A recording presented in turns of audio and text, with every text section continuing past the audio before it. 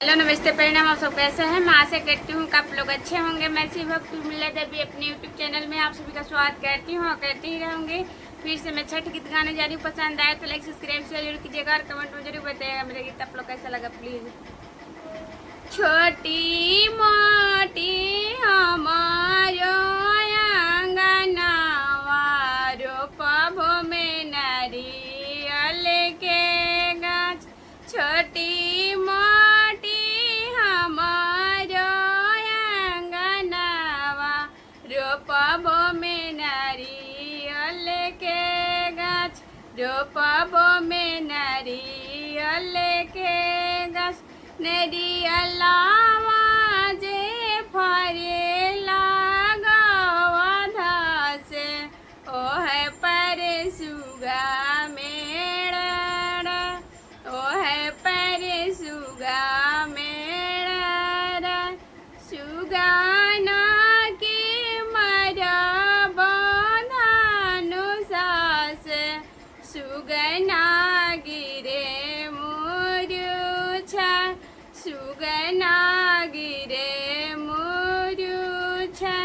सुगानी जे रोवेली बियोगा से सूरज बाबा होखी नासा।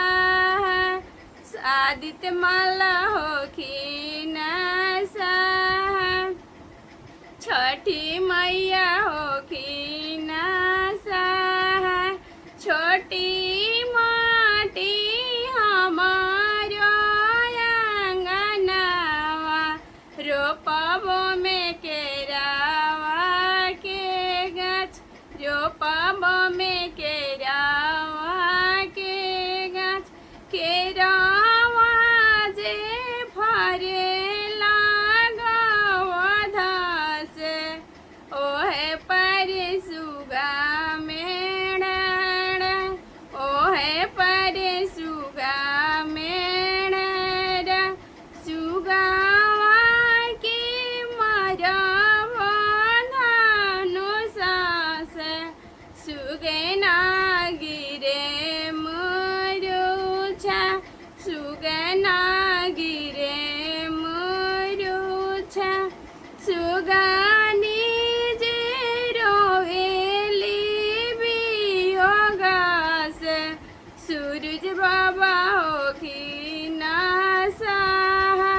आदित्य माला होखी नासा।